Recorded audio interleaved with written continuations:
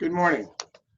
I'm Stephen Bader, the Executive Director of the East Bay Economic Development Alliance, or East Bay IIDA. We're really happy to have you here this morning for our webinar about Workplaces Reimagined. And just for a little bit of background, East Bay IIDA, we're a public-private partnership with more than 150 members from business, government, community, nonprofit organizations, and others who are here to support economic vitality and quality of life issues here in the East Bay region. And one of the ways in which we support and help our members is by doing events like today's event, which is very timely, obviously, given the COVID-19 pandemic. In a moment, we're going to hear actually from a panel of some of our folks from one of our newest members, SERA Architects. And to introduce that panel is going to be someone from one of our other members, OSIsoft, Megan Latona, who's the market principal for community at OSIsoft. She joined the team there in 2018 to lead government relation efforts and drive the continued expansion of OSIsoft communities across all industries. And OSIsoft for almost 40 years has delivered the PI system to optimize the operational performance of critical infrastructures around the world. Before coming to OSIsoft, Megan served as the Senior Vice President of International Development for the IAPMO Group, and in parallel as the Managing Director for International Water, Sanitation, and Hygiene Foundation. Megan led the expansion of IAPMO's suite of services, driving global water safety and energy conservation with a specific focus on ensuring the health and safety of global communities. And Megan was recently named one of the most influential women in the mechanical contracting industry and graduated from Cal Poly San Luis Obispo with a BS in Journalism and Public Relations. Megan, welcome, and I'll let you take over and introduce the panel. Hi, Stephen. Thank you so much. You know, I'm really, truly grateful to be here to listen in on this topic today. It's a very timely topic, and we're very lucky to be joined by two extraordinary experts on this. Today we have Carissa Mylin and Craig Rice from SERA.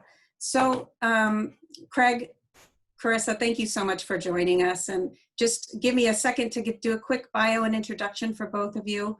Craig Rice, Craig's experience spans workplace public projects, educational buildings, and historic renovations in California and Oregon. Right now, you can see him, he's currently residing in San Francisco. In 2015, after more than a decade with SERA in Portland, Craig moved to the Bay Area to help establish the California presence. He provides his teams an additional level of connectivity and brings local experience working with city, county, and state jurisdictions. Craig contributes analytical skills and attention to detail on every project and looks for creative problem-solving opportunities in everything that he does. He's known as an excellent communicator and organizer and nurtures a wide variety of personal connections among his clients, contractors, developers, and peers in the industry. Craig, thank you so much for joining us. We also have with us Carissa Mylin. Carissa is the lead interior designer in SERA's Workplace Studio, leveraging her 13 years of experience. I think she's mentioned to me that she and Craig have worked almost 14 years together, leveraging her experience across markets to bring a hospitality and residential influence to her workplace design approach. She blends these influences seamlessly with current corporate office trends and technology to create spaces which meet the dynamic needs of today's tech employees. Carissa is passionate about prioritizing people in space. With an emphasis on human scale environments, she focuses first on spatial organization and intuitive circulation as a foundation for enriching the way people experience interior space. Carissa treats every detail as an opportunity to enhance employees' health, productivity, and emotional connection to space. Carissa, Craig, thank you so much for joining us. Why don't you take it away? Thank you. Awesome. Thank you so much. Awkward transition to sharing the screen. 1 second. Well, while you're pulling this up, Craig, I just want to, let's go back 2 slides. Let me go back 2 slides. Yeah, trying to get to the beginning here. There we go. First of all, thank you to East Bay IIDA for inviting us to participate in this talk today.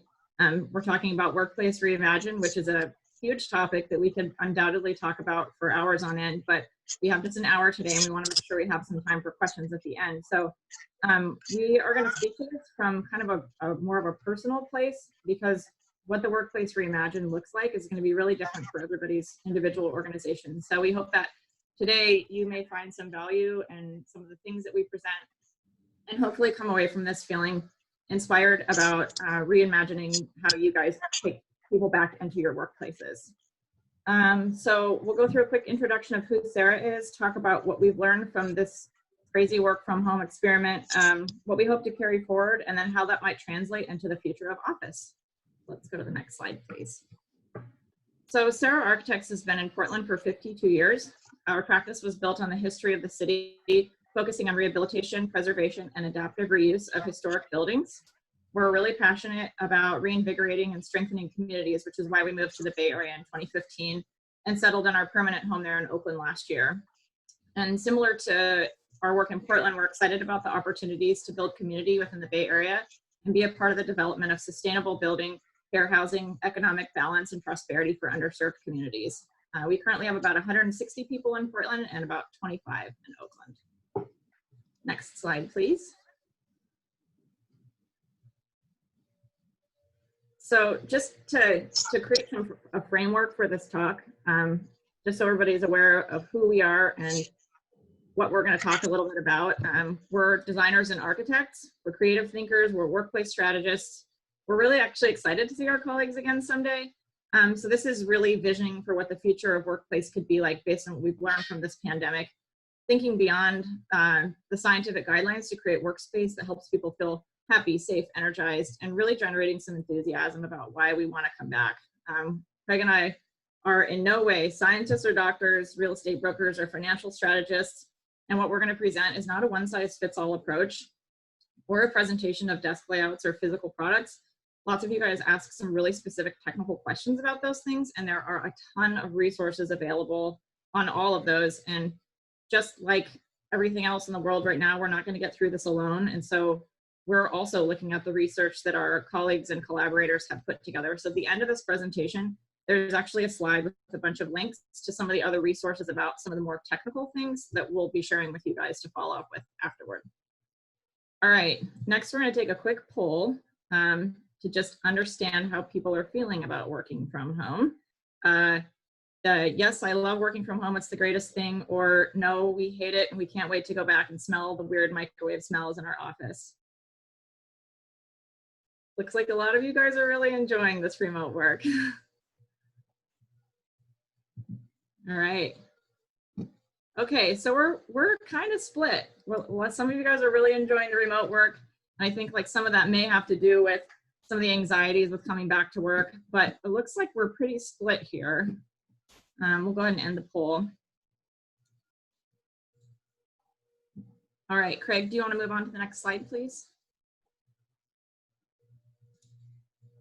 So next we want to just talk about what's working for us. Some of this may resonate with you, some of it may not. What's working for us from working from home? We love not commuting. We get extra time by not doing that. Our focused work time at home is much more productive. We're not distracted by colleagues or loud talkers. Lo and behold, pets are great for stress relief, and we love to get those occasional snuggles throughout the day. And we're also more able to balance some of the demands of our personal lives with an increased amount of flexibility in our time. Next slide, please. There are also things that aren't working very well for us. Some of us became also full-time teachers when we went to work from home, and our home environments can be extremely distracting in different ways than loud talkers. Our internet connectivity isn't always great, and like, if we could all just say a prayer for my internet today, right now, for the rest of this hour would be great. We can't remember what day it is or who we told what and when. This is a real thing. If you've had this feeling like, I can't remember who I said that to, it's called Temporal Disintegration, which is a super long topic that we're not going to get into, but if you're interested in that, I would highly recommend reading into it. It may help you understand some of the ways that you felt disconnected working from home. And then lastly, we actually miss our colleagues. We want to get back to work. We don't see those people every day, and we kind of miss them. We kind of want to see them. So these are some of the more typical things you would think about from working from home that you're missing out on. We wanted to look a little bit about some of the long-term effects of working from home, some of the things that we might not realize were being affected. We don't get to overhear what we might miss out on. So a lot of our innovative or collaborative conversations aren't scheduled. They happen at a desk-to-desk level. And we may be missing out on some of those conversations by not having that. As architects and designers, it's really valuable for us to draw on the same page and form a cloud of ideas to work through. When you're working via video chat, it all ends up in a slide deck, similar to how we're looking at information here. And it becomes really challenging to sort of iterate and work around on an idea when you're not working in that kind of linear fashion. From a business standpoint, I don't know if any of you guys have had to negotiate any deals via video chat or onboard a new employee potentially. Not having that personal experience can be really challenging for connecting with people on that deeper level. And then finally, just really thinking about our succession plans for our companies. Casual mentorship is extremely valuable for career development, no matter where you're at in your career. Having the opportunity to be close by to the people that are doing the work just above the level you are or doing work in conjunction is extremely valuable. So just really thinking long-term about the things that we want to make sure we can incorporate into our work together. So a few of these things we're really hoping that we can carry forward into the reimagined workplace. For us, it's the idea of allowing people a choice about where to work. And this doesn't necessarily just mean from home either. This could be anywhere, because what focused work means for all of us is a little bit different. When individuals can tune their environments to fit their needs at different times during the day, we can be more productive. So giving people the opportunity to flex their environments, change up their lighting, change up their temperature, change up their view or their posture can be extremely valuable for productivity. We also show up more intentionally for our work if we're taking better care of ourselves. Right now, more than ever, health is extremely important. We're all trying to boost our immune systems, and that comes from a really holistic approach of looking at not just your physical health, but your emotional and mental health. And when you're healthy all the way around in a holistic sense, then we can show up for our work more intentionally. And then lastly, when we do come back to see each other in the office, we are really thinking about how can we maximize the value of that interaction. And what the industry has coined high value interactions could mean something really different for your organization than for ours. But we are really hoping that today we can start thinking about what that high value interaction is and start talking to our teams about what they need most when they come back to work. And so we've gone through all of this hard work. I think we're all 4 months into this crazy pandemic experiment.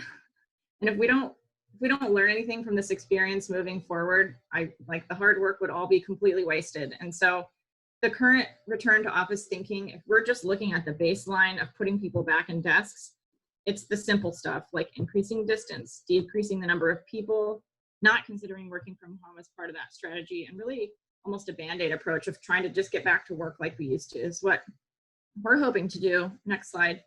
Is to think about the return to office differently. What if we took some of the valuable lessons that we've learned from working from home and translated them into thinking about a new way, a new reason why we have collective offices and how we use them together to maximize our productivity, creativity, and well-being. So now we're going to look at just some diagramming of what that, what our transition from where we were to work from home to back to work. And we're putting side by side an idea of the 6x6 office, that idea of the office where we are today, where we left on March 16th. And then we're going to transition to what we're calling the 7x7 office. And there's more than just number one difference there.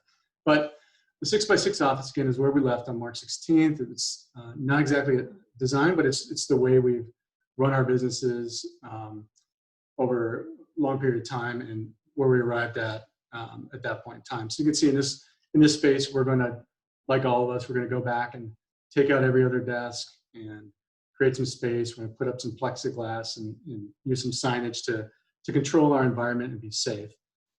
That's our first instinct.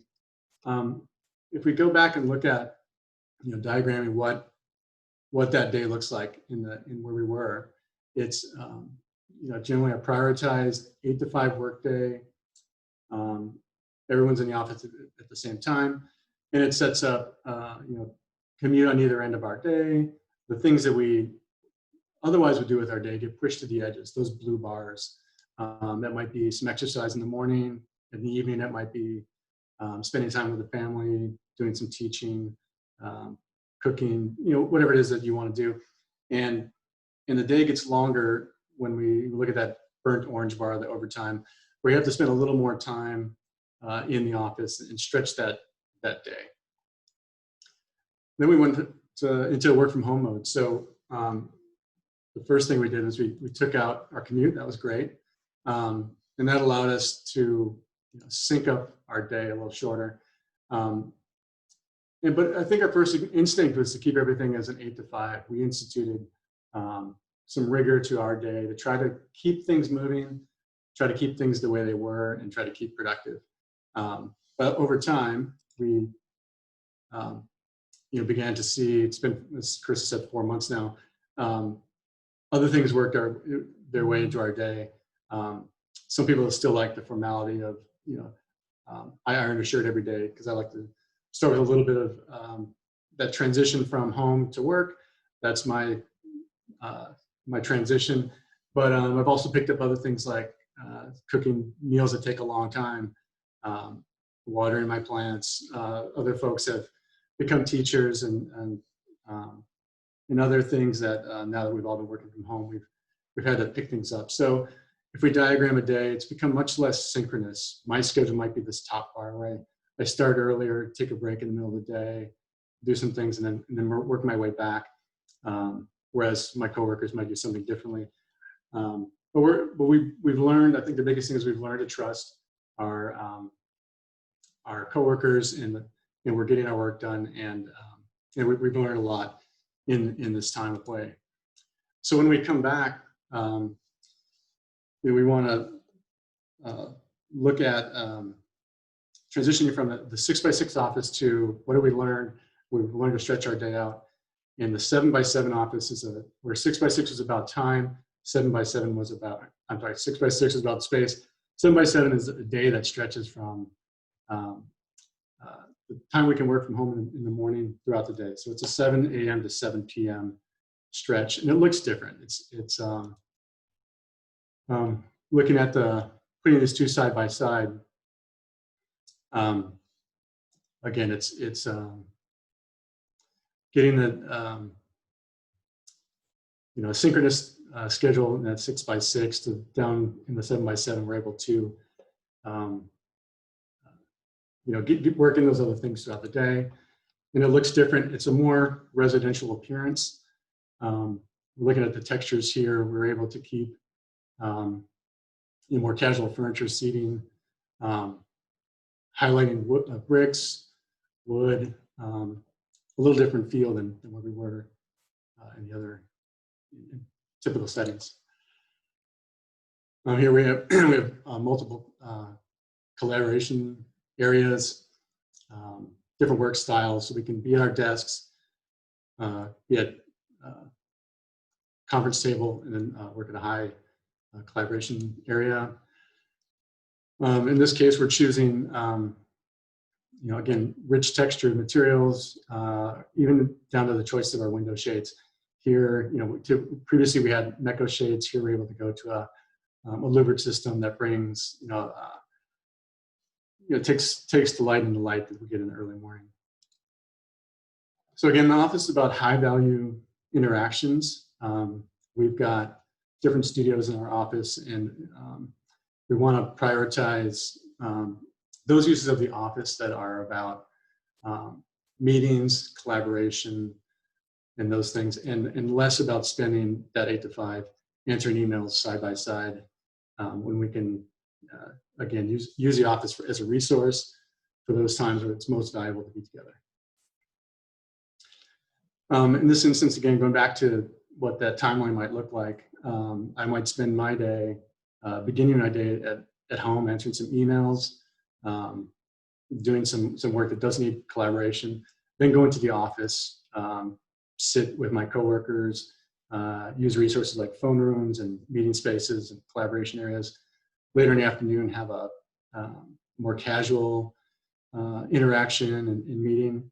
And then at the end of the day, do a little more focused work in a different setting, that might take advantage of the weather as it transitions through the day.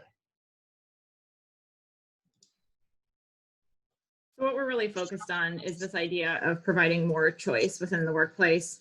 moving away from our kind of one-to-one desking models and just really giving people the freedom to figure out what we need to do our best work.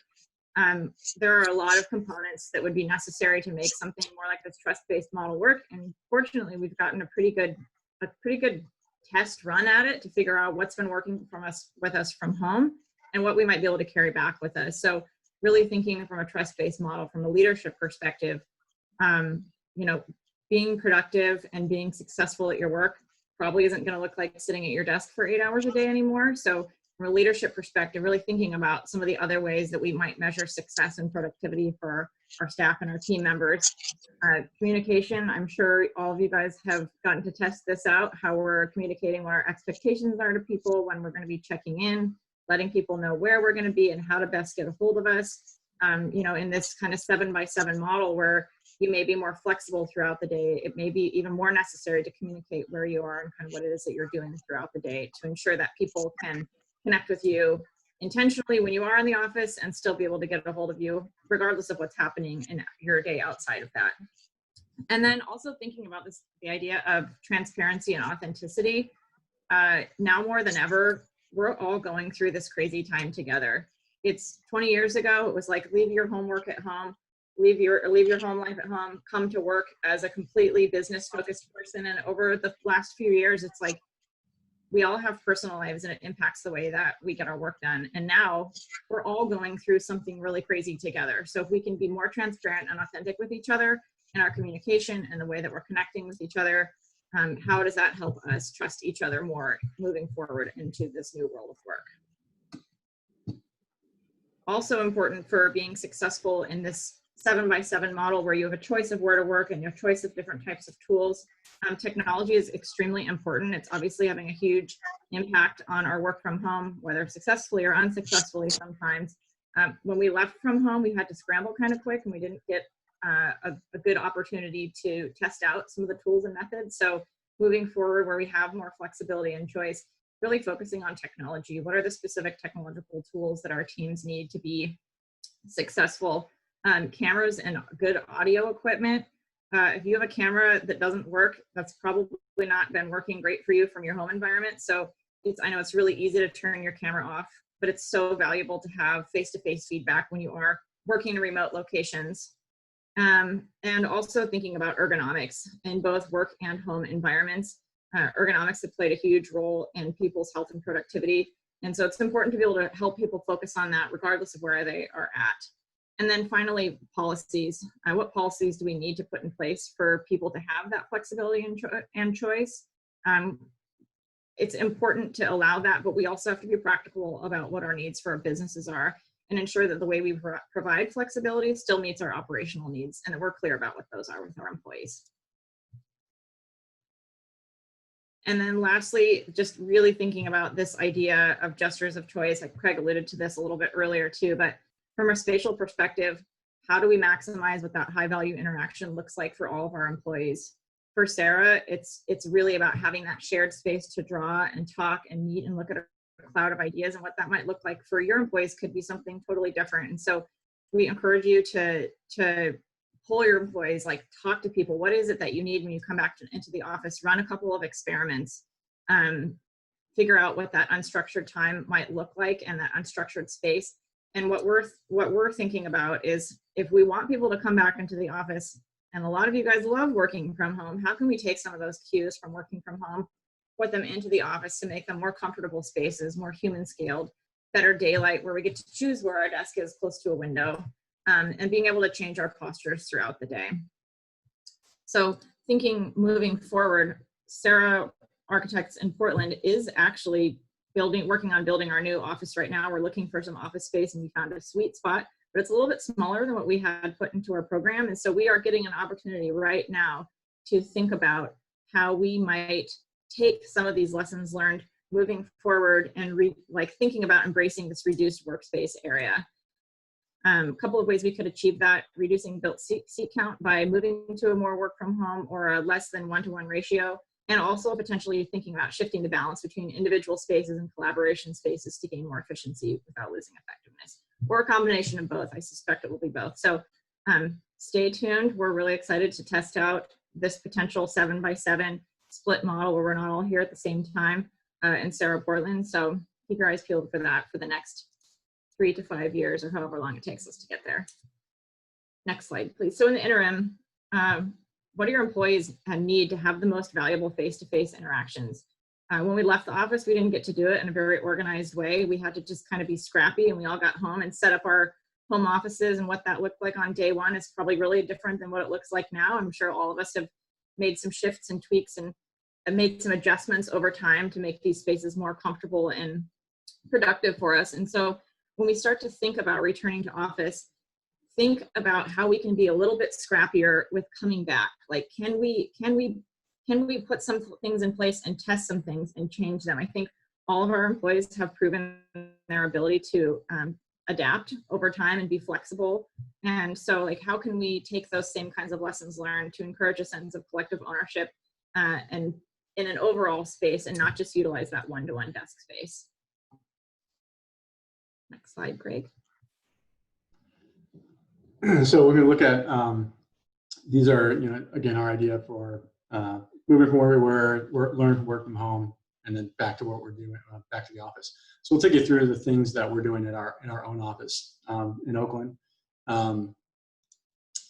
We have 3 studios currently. All of our, if I can point here, our 3 studios utilize all the space. As you can see, every desk is, all the space is occupied by desk space. It's impractical for us to space those out in any more, to gain the 6 feet spacing with the space we have. We have acquired a new suite in the top left here. I'll look through our HVAC analysis here in a second, and you'll see that we're not going to use this space. We could use this as flex space, but we're going to prioritize putting people in this space. So we have these 3 studios, and what we're going to do is, using an alternating studio format, we're going to take one group that was previously all grouped together in one area and just use the entire studio to get that 6-foot spacing. So we'll use 100% of the length of the studio and just space those out. This also allows us to use all of our desks without acquiring any more furniture. So we're just going to alternate the housing studio with the following phase will then be our other 2 studios, workplace and planning studios. And then again, we have some of the groups have more. The housing studio in particular is getting a large project off the ground. They have a real need for that high value interaction that we talked about. So we'll prioritize their use so that they can get that going. And then, so while we might have an even distribution of use of the studio now, there could be times where that studio uses it more. And then we'll use the new space as our collaboration and team room types of meetings. We're flipping these spaces, which might have had, we're taking some of the furniture out of conference rooms, but we're also going to use some of the more lounge furniture and casual areas as those alternative meeting spaces. You can see in this space, for example, putting 3 or 4 people in here to meet is a little easier than at a conference table where you're sitting face to face. So we'll use those formerly lounge spaces as conference areas. Looking at our HVAC system, this was an important consideration for how we're going to use the space. We made a large investment in bringing outdoor air to and controlled filtered air to the space. Previously, this 100-year-old building has only the operable windows you can see in the background here, but we used 2 points in the space where we're bringing outside air. The green is showing that filtration we've instituted, and we're using the highest filtration we can achieve in a commercial building. I think we're at about a MERV 13 equivalent for anyone that follows that, and above that is getting into clean room type environment. So we're about as high as you can get. What we did learn is our conference rooms are using recirculated air only. So we want to change that. So we're going to prioritize putting staff in the blue area, and we're going to try to make this conference rooms blue by, go to the next one, we're going to make this connection to an outside air. Now we're going to bring outside air again to those conference rooms. So all the space in our primary studio will be taking advantage of this new air system. And the other thing we'll do is reduce the amount of recirculated air by setting these recirculating fan coil units. These are above the studio, and they're actually refeeding the open office studio. But we'll set those set temperatures to 74 and try to reduce the amount of recirculation that we've got going on there. We're also going to seal transfer grills. It's hard to diagram, but we've got transfer grills that are connecting these two environments. We want to keep air from backtracking through other spaces, and just to try to keep those separate and prioritizing that outside air supply. And we have a large, we have a monitoring system that's monitoring several air quality attributes that control the system in most cases, but also other ones that are just for our information that we can use to control and make adjustments manually. But so those are the things we're doing with our HVAC system, and it's informing where we put people and how we use the space. So we feel comfortable using collaboration spaces for short durations, but where people are using their desks for a long period of time, we do want to, again, give them the best air quality, take advantage of that investment we've made. So as Carissa said, we've collected these resources for you. We've gone through a lot in researching short-term office implications as we come back to the office. But we're also, when we're looking at our new office in Portland, we've been looking a little bit longer term. So we invite you to look through these. These will be available as links in the presentation as it's distributed. And we also invite you to visit SERA's website. We have a group in our workplace studio that have been writing a periodic blog, I think it's a couple times a week, that capture those things that changes we've made, but also policies and practices and various aspects of returning to work. So again, we thank you for attending, and we were happy to share our vision for what we learned from work from home and how we might bring that back to our offices when we return soon. Thank you. Thanks so much.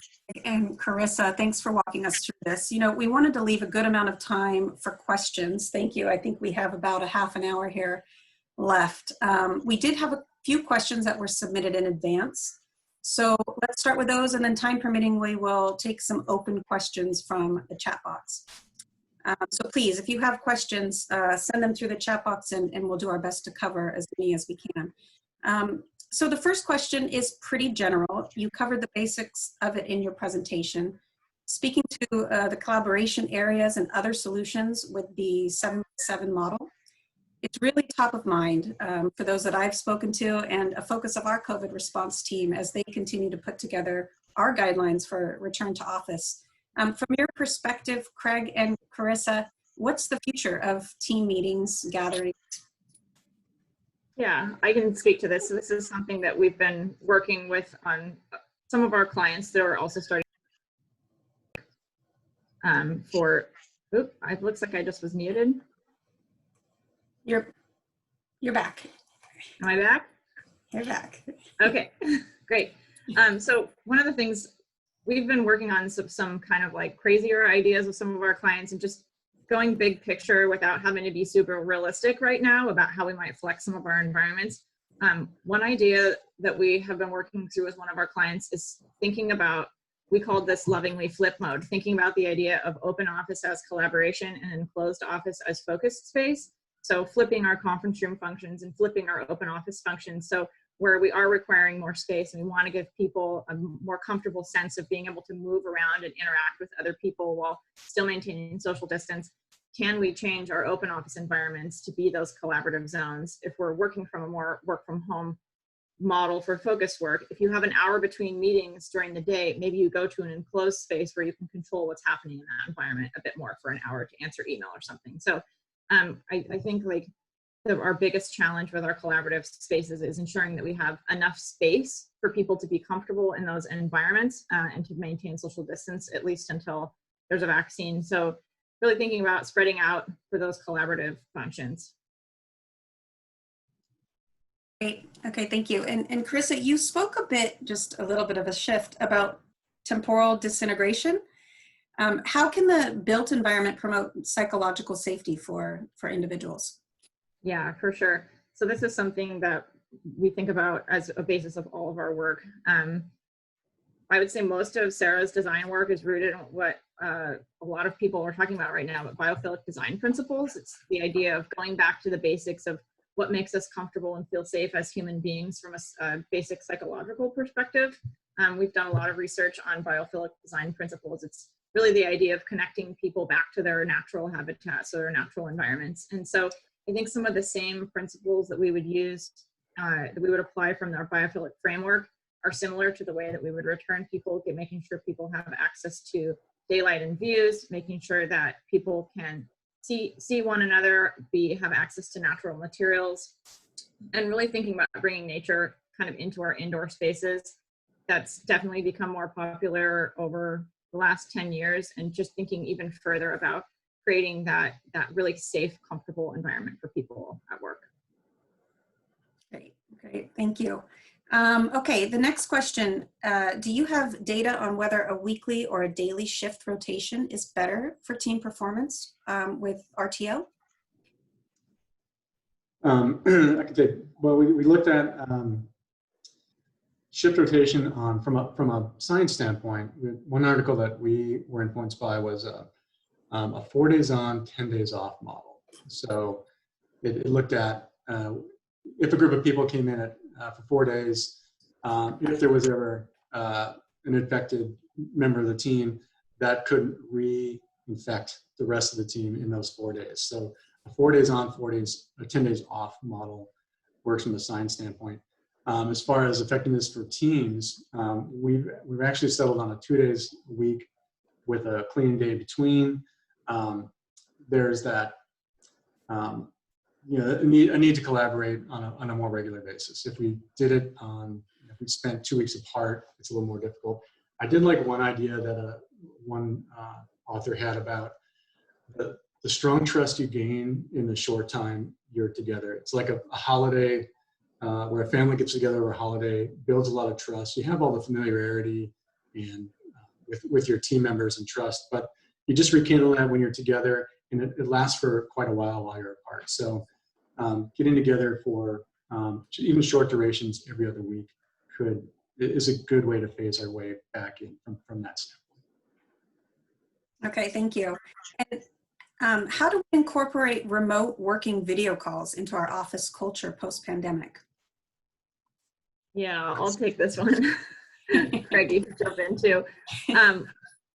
Like for Craig and I, we've been working remotely from each other for the last 2, 3, 4 years, and we have a lot of clients that are remote, and so we spend a lot of time on video calls. And one thing personally in Portland, our SERA office lacks is spaces to go when you need to have a loud conversation within that kind of open office environment. So I think Craig and I are both thinking that having more of a variety of smaller enclosed spaces, phone rooms, things like that moving forward will be really valuable for ensuring that people have a place to go and have some of those GVCs or noisier type conversations and be less disruptive to people around you without taking up a conference room that's meant for 7, 8, 9, or 10 people. Yeah, we can see that in the way we've designed our offices. The one that in Portland was designed in 2004/2006, and the value was based on in-person meetings. Your consultants would come over, your clients would come over. That's different now. We value more the phone room. That just gets you out of, we've given up more desk space, but we've provided more breakout phone room space. Another aspect of that is treating your phone rooms as your client-centered space. It'll be less frequently that your client will come to your lobby, and your phone room or your conference room is your lobby, or is that space for your client. So we have a couple of spaces that are really designed with that in mind, but for every phone room, we've thought about how it would be perceived by those clients that you might have in a one-on-one meeting. So that's really become your front door, your conference rooms, phone rooms. Great. This next question, we've had a ton of surveys from our COVID response team that have been really comfortable, I think, from an employee perspective, just to be able to speak our mind and see collectively what our group is looking at. This question, how do you identify and balance the pros and cons of bringing staff back to the office if they have done the job well from home? Yeah. I read a quote that said, you can't put this genie back in the bottle, so it's definitely important we pay attention to that. Craig, did you want to follow up? Yeah, I was going to say, I think that's part of how we're seeing the return to work is that we've gained that trust with our employees. Employees have done well maintaining their work from home. So why don't we take advantage of that? Use it as a way to decompress our offices. We need more space. Use that as part of our blend back in this 7 a.m. to 7 p.m. kind of work mode, 7x7 office. So yeah, I think we've leaped forward a year or more in terms of the technology we're using that from work from home, the tools, and the trust. So let's harness that and use it as part of our return to office. Good, and even maybe an extension to that, how do you see workplace changing if the situation isn't temporary or if it's years before a vaccine is discovered? I heard one great, I heard this developer last week say, my buildings take 2 years to produce. I expect we'll have a vaccine before then, so I'm not going to change a whole lot of what I'm doing. And so I do think there's going to become, again, we're advocating this idea of using the trust we have in employees to spread our day out. But I do think so developers they're confident that we're going to be back. I saw some financial forecasting that just yesterday I was saying, a year from now, 2021, we should be back to, the economy should be pretty close back to where we were. So those pressures, we can strategize about a slow return, but eventually those pressures to, minimize square footage for employees and maximize our use of our investments in space will guide us back to close to where we were. But in the short term, we should take advantage of these other things and phase our way back in. Definitely, yep. Okay, this is an interesting question. Please describe the need and impact of robust connectivity and communications in businesses and now the homes of your clients. Yeah, like we mentioned, we had to make this big crazy scramble when we left, and we didn't necessarily have everything that we needed. And thank goodness for our IT department worked with everybody individually to make things successful for people. But I think more than ever, for some of us, we're used to doing this remote work. We're used to dealing with connectivity challenges, but some of us are not and had to make kind of a big leap to be successful in that. And so definitely super important from an infrastructure standpoint, figuring out how to provide everybody with the right kind of tools and technology in order to stay connected and reduce the lag time or the miscommunications and things that tend to happen with technological and connectivity issues. SERA's provided, one thing we've looked at is making an investment in work from home going forward is an employee allowance, equipment allowance going forward. So the resources people took home in the short term are going to come back to the office, but then we recognize that we will need to make that, in some cases, duplicate resources so that you've got a camera at home and a camera at the office and so on. So we put a financial, we've analyzed it and put our resources to it and recognize it as something the office will invest in to make this work going forward. Great. Okay, this next question, I'm just going to do 2 more questions and then I want to leave a little bit of time there's been some great questions that have come in through the chat box, but this next question, it really resonates for us at OSI Soft. If you've ever taken BART through San Leandro, you would have seen the large female statue in front of our tech campus that's right there at the BART station. From your perspective, how do you think BART usage affects office use? It's so I ride BART every day, and it's the great thing about it's allowed our office to expand and have our employees support our employees getting work from quite a distance. But yeah, we've lost trust in our confidence in being with riding that. So how will it affect? I think maybe again it supports that more people should be able to use work from home to keep people from commuting during those peak periods of the day. If you're going to ride BART, riding it at 10 a.m. is going to be a lot better than trying to ride it at peak hours. So that might be a strategy. We've generally looked at how we're comparing the offices maybe in Portland, it's easy to, most people live within 5 miles of the office. You can commute to the office in different ways and avoid it. Here, we don't have that ability as easily. So I guess we generally need to think about our coworkers as we can't mandate how people get to work, but we need to, in all of our ways, whether it's commuting or all the things we do, we bring that to the office. So we've talked about the idea of the social contract in our office about doing those things in our personal lives that we know are going to affect our coworkers when we're at the office. So making good choices about commuting is not to say that using BART should be prohibited, but think about how you use it and the way you protect yourselves when you're using it. But maybe again, use strategies that minimize, use work from home to avoid those peak hours. Great. Okay. And Chris, anything from you on that one, or you want me to move on to the next one? Nope, I live in Portland. I could walk, bike. Yeah. Excellent. I forgot to mention that in the beginning, that you're coming to us from Portland. Okay, so the last question that came in advance, how do you design a sense of community in a work from home environment when virtual is the new normal? Yeah, this is something that we've worked really hard with our teams on over the last 4 months. As we mentioned throughout this presentation, and as we're all aware, like we're all experiencing something extremely difficult, like probably one of the hardest things we'll ever have to do in our careers, hopefully. And so just allowing time and facilitating space for people to talk about what's going on with them. We've built 5 to 10 minutes into the beginning of every meeting to just shoot the breeze with people, to check in.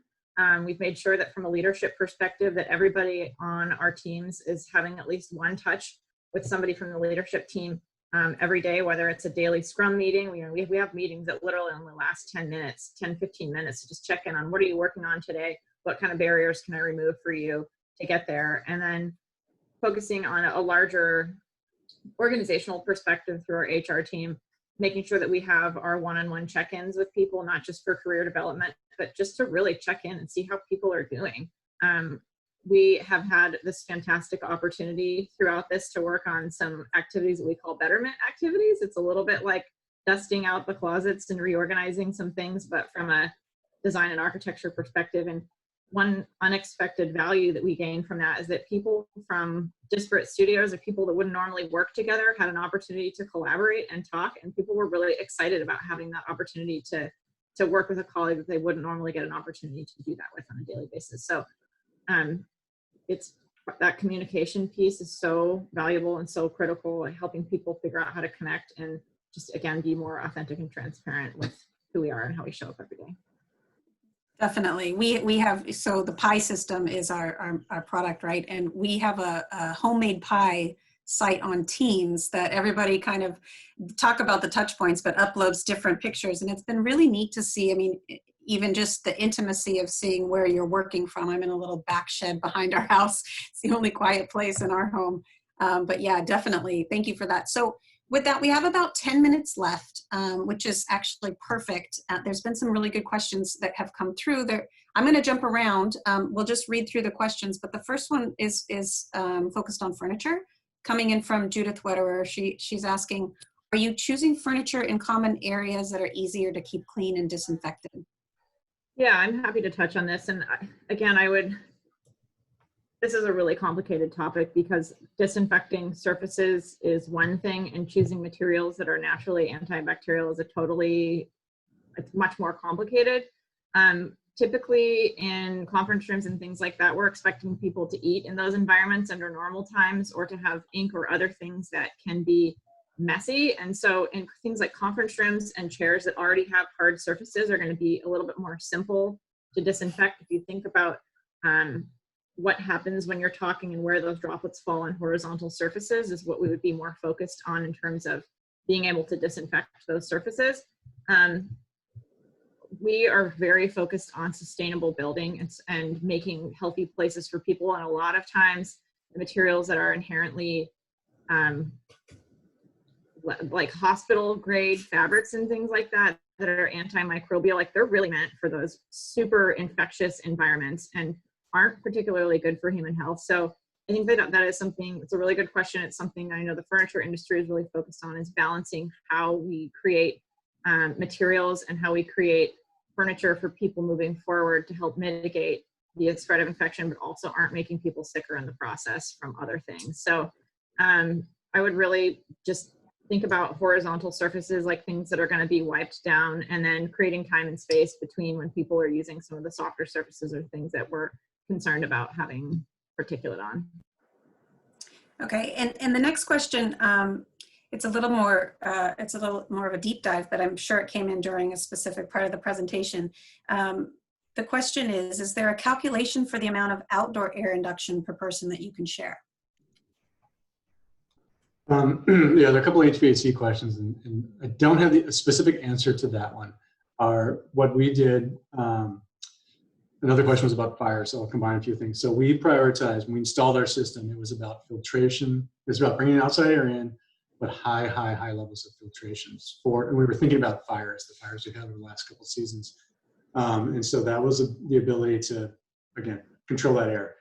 In talking with our mechanical engineers who designed the system, they had some infectious disease experience, and they brought that to this. And so the model changes. We want to bring in as much outside air as possible.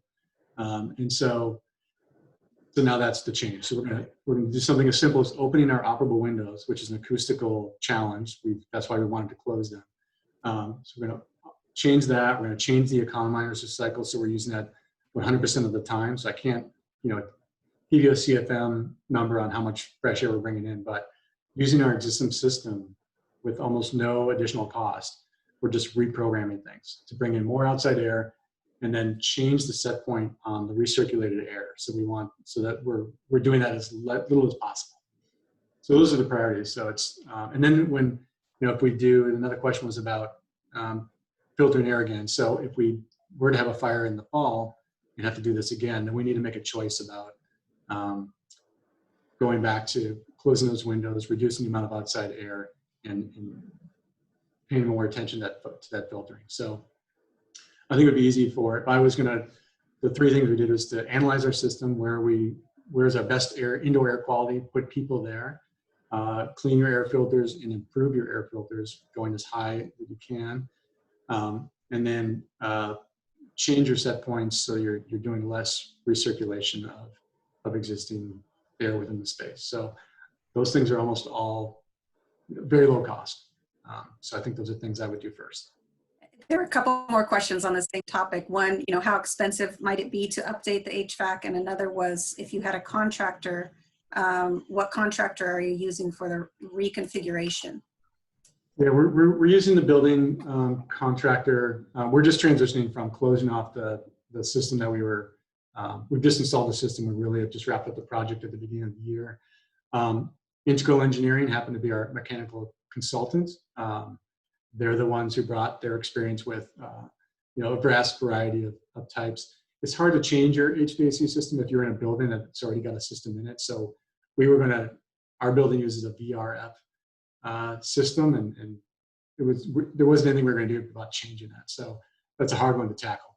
So if you're a tenant in a tenant space, you have less control over that. But I think those are the keys: filtration, outside air, minimize recirculation, and the other thing we did was to reduce transfer between spaces, so that once we had one space controlled with outside air, we didn't want to we didn't want to blend that space with another space that wasn't as controlled. So reducing and sealing off transfer grills between spaces that have different air quality. Okay, we have 5 minutes left. There's a couple more questions. I'll just shoot them out quickly. This next one, how are communal spaces such as cafeterias, pantries, coffee rooms being rearranged to maintain social distancing? You touched on it a bit, but if you just want to clarify for that question. Sure. Yeah, I think for some of our clients, at SERA, we don't personally have cafeterias. Some of our lucky clients do have those spaces. Our clients are talking about having scheduled lunch shifts, so they release certain quantities of people to those spaces so that not everyone rushes down to the cafeteria at the same time. just in the interim. And then some of those more self-service food spaces, having them actually be staffed so that somebody else is serving those, so people aren't touching a variety of those surfaces together. And then as far as rearranging those spaces, I would again just direct you to the links to articles. There's a bunch of super comprehensive resources that talk specifically about amount of space, spacing things out, like how to organize those things in a really technical way that would be really valuable to kind of hunt through on your own and see what pertains to the specific space that you have in your building. In general, I would say one of the most valuable ones that I saw was the Perkins and Will Roadmap for Return. It's a super comprehensive document that has really clear and just succinct diagrams for those things too that could be really valuable. Great. Okay, and a quick one. I see a message from Jackie. So a quick one from Julia. I know the term 7 by 7 means 7 a.m. to 7 p.m. What does 6 by 6 refer to? Yeah, unfortunately, we weren't super clear maybe along the way there, but yeah, 6 by 6 is our regular office wherever we were on March 16th. We're going back and we're making space for employees to be safe. And then 7 by 7 is, yes, we've learned from work from home when we return. How do we expand our workday to take advantage of that? So it's a play on 6 by 6 as space and 7 by 7 as time, and that was a contrast we wanted to draw. Okay, good. There's a couple questions that would take a little bit more time to dive into. I would suggest, and maybe Stephen, if you want to close us out, if there's a recommended course of action for following this up, just to make sure that all the questions are answered, please do so. Craig, Carissa, thank you so much. This has been really great. Thank you guys so much for choosing to spend your time with us today. Thank you for having us. Yeah, let me just thank Carissa and Craig again from SERA for their great presentation and overview, and Megan for your outstanding job of moderating today's conversation. We really appreciate it. I think there were some questions in the chat. We will be sending out to everybody who registered a copy of the slide deck, which will have all the great links that were pointed out, and hopefully those will be of great assistance to you on top of what the great content we heard this morning. So, and do make sure to check us out. We really would love to, if you're not already a member of East Bay ADA, we really want to have you engage. Go to our website, eastbayada.org, for more information. I think you've just heard from a couple of our members today about some of the value that they bring, and that hopefully you can impart yourselves as you think about ways to connect and build your network. So thank you all. We really appreciate your time, and we look forward to seeing you next time. Thanks, Stephen. Thanks, Carissa, Craig.